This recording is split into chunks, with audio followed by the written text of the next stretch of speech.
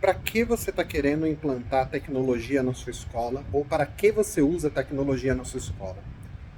Eu sou o professor Leandro Vilela de Azevedo, professor há mais de 25 anos e já trabalhei como coordenador de tecnologia e coordenador de projetos educacionais em mais de uma escola particular aqui na região de São Paulo e Grande São Paulo. E nesse tempo eu tenho visto que muitas escolas perdem o foco quando o assunto é tecnologia. E a principal pergunta que eu faço e trago aqui para vocês, em termos de reflexão, é: você está querendo implantar ou você utiliza a tecnologia na sua escola para melhorar o processo de ensino-aprendizagem ou para parecer mais tecnológico? É claro, a resposta deveria ser óbvia, mas na verdade a gente percebe que uma boa parcela das vezes a coisa não funciona muito assim. A tecnologia tem um efeito muito mais aparente do que prático. Inclusive, muitas vezes essa tecnologia é implantada à força, sem que haja uma participação dos professores, ou pelo menos de uma parcela de professores, para opinar e para mostrar, usar, praticar e interagir de alguma forma eficiente com essa tecnologia. É muito comum a gestão colocar a culpa disso nos próprios professores, dizendo que eles não têm interesse em tecnologia. E em parte é verdade. Tem professores que são muito resistentes à tecnologia mesmo. Mas em parte também a resistência dos professores vem do fato de, muitas vezes, a tecnologia é implantada à força para mostrar algo, o que fica algo totalmente contraproducente para os professores. Eu vou falar aqui brevemente alguns exemplos interessantes que eu já cheguei a vivenciar. Isso não é coisa nova. Como eu disse, eu trabalho há 25 anos na área, e 25 anos atrás já haviam muitas dessas situações que eram para mostrar aparência e não praticidade. Uma das primeiras escolas que eu trabalhei resolveu implantar uma grande biblioteca. E essa biblioteca tinha armários deslizantes maravilhosos e caríssimos. Quando você olhava a biblioteca por fora, aquilo parecia algo lá do MIT. Pelo menos para a tecnologia de época parecia incrível. Tudo bem, dentro que estaria eram livros, né? Mas aqueles armários pareciam bonitos, vistosos para qualquer um que fosse visitar. E a escola, que era uma escola recentemente criada, ela devia ter ali, aquele prédio eles estavam inaugurando ali há uns 2, 3 anos, quando resolveram implantar essa biblioteca. E a grande coisa é, apesar do dinheiro absurdo que eles investiram para criar aqueles armários, os livros da biblioteca vieram de doações que os pais e família podiam dar. Ou seja, não houve investimento nenhum naquilo que realmente seria a lógica da existência daquela biblioteca. E os armários estavam lá era para mostrar a situação. É claro que a maior parte das coisas que foram doadas na época eram gibis antigos, livros didáticos aos montes já desatualizados, livros que muitas vezes não estavam nem em condições exatamente de uso. Não houve uma preocupação de realizar empréstimos ou ter uma utilização prática daquela biblioteca, porque os professores nem receberam a chance de estar sendo perguntados sobre que livros seriam importantes ou tinham algum conhecimento exato do que estava ali. Aquilo foi feito totalmente sem propósito, a não ser o da aparência. Ah, mas isso não tem tanto a ver com tecnologia, né? O tema desse vídeo não é tecnologia. É. Mas aconteceu, baseado nessa mesma ideia, uma série de outras vezes situações parecidas. Por exemplo, certa vez eu estava implantando um projeto de tecnologia em uma escola, não importa o nome dela, e uma das coisas que a gente colocou no piloto da implantação era a utilização de aparelhos eletrônicos para a anotação das aulas.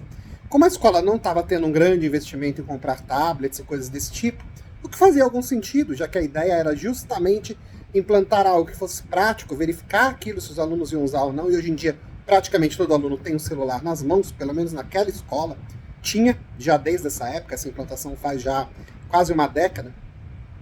E a ideia é assim, muitos alunos tinham preguiça de anotar aula, mas adoravam ficar no celular. E qual que era a ideia?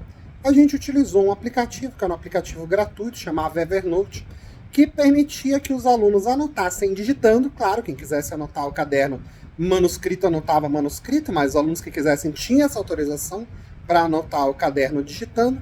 E a grande regra é que todos que quisessem fazer parte desse direito de estar ali com o celular na mão, anotando a aula, eles precisavam usar aquele aplicativo e ter isso compartilhado com o professor. Ou seja, terminava a aula, eu tinha acesso a todas as anotações de todos os alunos que faziam parte dessa implantação e desse teste. E o que acontecia? Eu poderia perceber com facilidade, mesmo que eu não conseguisse ler tudo e acompanhar tudo, mas quem anotou de fato, quem não anotou, quem anotou 2, 3 palavras, ou quem anotou páginas, e eu percebi que muitos alunos que tinham muita preguiça simplesmente adoraram a ideia, estavam tão empolgados em querer que aquilo fosse implementado para algo que eles tinham já praticidade, que era digitar no celular, que começaram a se dedicar muito às minhas aulas. Inclusive, isso refletiu muito nas notas deles. E olha que eu estou falando de uma coisa muito simples, que é a anotação de aula. Não estou nem falando das coisas complexas que a gente fez. E isso estava avançando, e a gente começou a pegar anotações desses alunos e compartilhar com os outros alunos, ou seja, as melhores anotações eram compartilhadas com o resto da sala. Começou-se a ter um grupo da sala que era responsável por aglutinar as melhores informações e criar uma espécie de apostila dos próprios alunos para os alunos. Exercícios começaram a ser compartilhados, grupos de estudo começaram a ser criados nesse sistema para poder estudar para provas, para poder tirar dúvidas. Muitas vezes, quando eu chegava para dar aula, já tinha um conjunto de dúvidas e um conjunto de curiosidades que eles gostariam de receber. A possibilidade de estar inserindo fotos ali no meio começou com alguma coisa como a foto dessa lição, foto de alguma coisa da lousa, mas começou a ter uma contribuição de alunos que faziam pesquisas de fotos e de dicas de vídeos para inserir nessa parte coletiva, e pela pura empolgação de dizer, olha só, a minha imagem que eu selecionei foi selecionada. Olha que coisa curiosa eu encontrei. Imagina o quanto de tempo que eles não tinham de envolvimento fora do horário de aula, focado no conteúdo da aula. E tudo isso estava indo de vento em polpa. A gente teve uma super melhora nas notas, no engajamento e etc. Até que aconteceu o seguinte. O diretor, também dono da escola, estava passeando, mostrando a escola para os pais. Como é de costume em escolas particulares aqui, muitas vezes o próprio dono da escola é o diretor e também tem essa chance de mostrar para os pais, especialmente se for daqueles pais mais famosos, com vários filhos, que talvez possam atrair outras pessoas para a escola. E aquele pai olhou para dentro da minha sala de aula e perguntou, nossa, mas o professor deixa eles mexerem no celular assim? Veja que eu não era só professor, eu era coordenador de tecnologia na escola. Aquele projeto de implantação tinha sido discutido com a direção, com a coordenação pedagógica, já tinha tido resultados bem divulgados, só que bastou um pai fazer um comentário que achava feio e estranho ver alunos digitando no celular enquanto o professor falava, e aí veio a ordem de cima. Estão proibidos os celulares nas salas de aula, inclusive os que estão sendo usados para essa implantação. Ou o aluno tem um tablet, ou ele não pode anotar. Agora me diz, como que você consegue justificar para alunos de 11, 12 anos que eles não poderiam mais usar aquela ferramenta que estava sendo justamente o máximo de toda a empolgação deles na aula até então, e que se quisessem precisariam comprar um tablet que era mais ou menos a mesma coisa que eles já tinham um pouquinho maior, e que não tinha justificativa nenhuma para que eles precisassem de fato comprar aquilo, uma facilidade, uma praticidade ou qualquer coisa justificável minimamente que fosse. Porque o que importava, acima de tudo, naquele momento era a aparência de tecnologia e não a praticidade e a inovação que aquilo realmente trazia. Fora esse momento, eu vi várias escolas já terem essa situação.